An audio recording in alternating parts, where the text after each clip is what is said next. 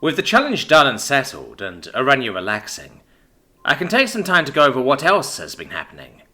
It's not like everything else just stops because I'm distracted with something else. It's looking like the Sidemores are finally starting to pack it up and head home. Poe says the expeditions down there have been seeing them laying and burying the eggs. I'm pretty sure I saw a documentary once that crocodiles do basically the same thing. I think they tend to put the eggs closer to water though. If I had to guess, I think gators are the better parents, but I probably shouldn't count the monsters before they hatch. Once the nest is buried, the male seems to head back towards whichever body of water he came from, but the lady is sticking around for a bit more. Probably to make sure nobody decides to dig her eggs up.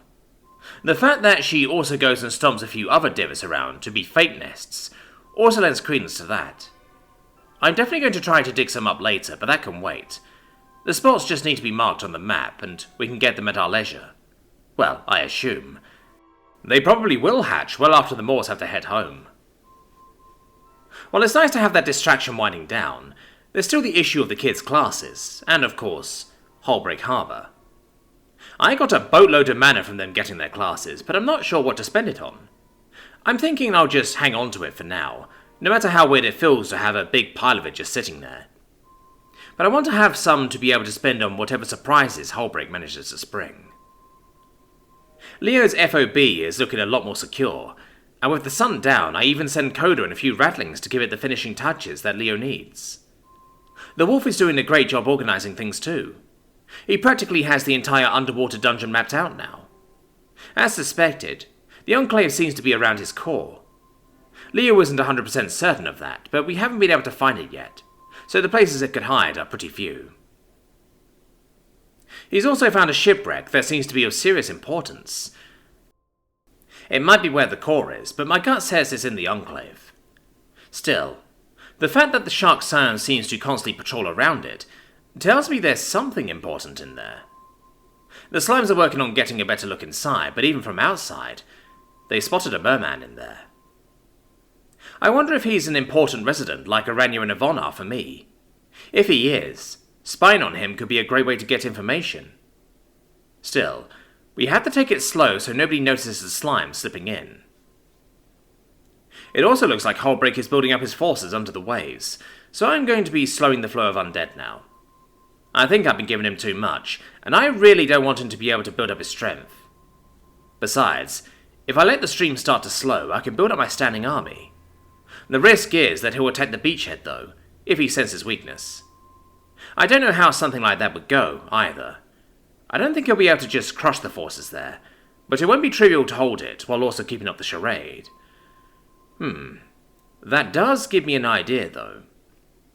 See, if he attacks the beachhead, he's going to expect to see at least one of my scions. I don't know exactly how much he knows about Neverest scions, but I should probably assume he knows about the skeleton and the lich. Even if he doesn't, mimicking them would still make it look like the kind of thing Neverest would have. But Grim would never pass for the skeleton scion, and none of my other skeletons or other scions will either. Nobody has the kind of armor he'd have, and all my skeletons only have 2 arms.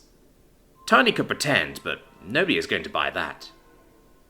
But I do think I can have someone pretend to be the Lich, Rocky.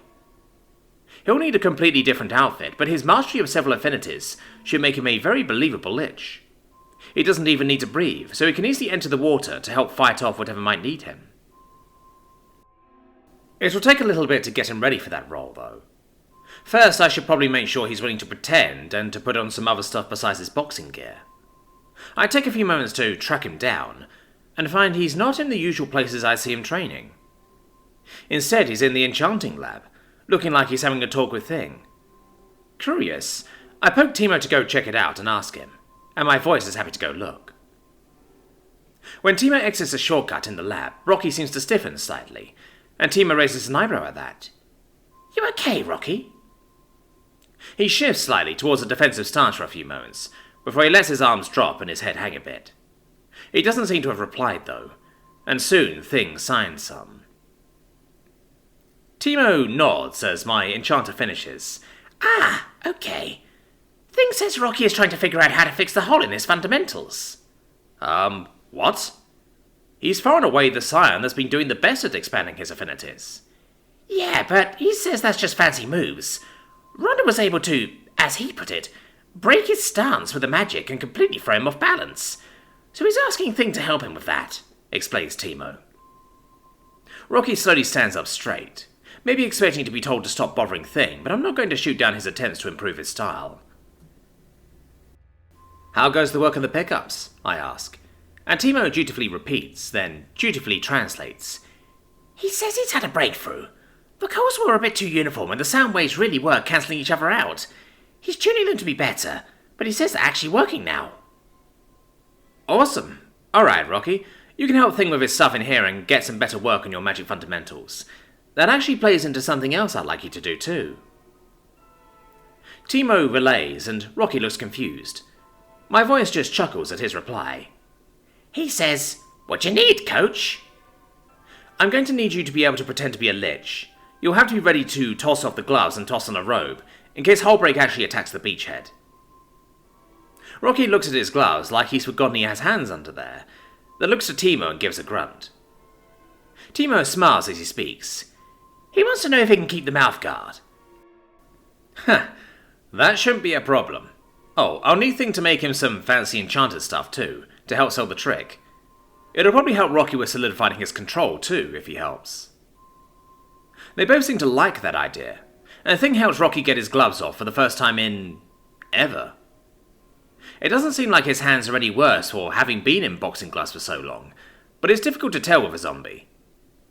He flexes his fingers for a few moments before he does a few practice jabs, and I wonder if this is like him taking his limiters off, or maybe removing the training wheels. While he gets used to bare air on his rotten skin, Thing seems curious about the gloves themselves. He gives them a few testing pokes before he struggles to crawl into one. I watch as he manages to sit back on his wrist, fully encased in a thick glove. He hops a couple of times before falling off the table.